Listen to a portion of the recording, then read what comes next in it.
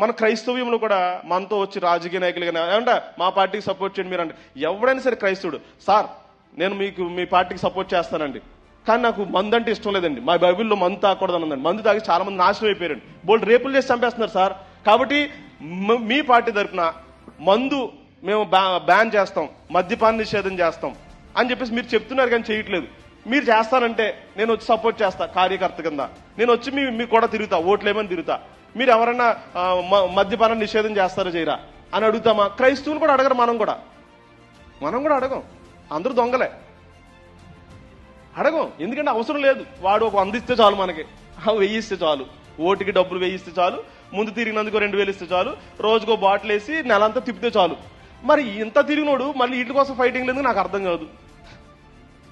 చేస్తే అది చేయండి, లేకపోతే మొత్తం మానేయాల. అలాంటి రేపులు జరిగినా సరే సైలెంట్ కూర్చోవడమే, మాట్లాడకూడదు, అసలు నోరు మూసి కూర్చోవాలి అంతే.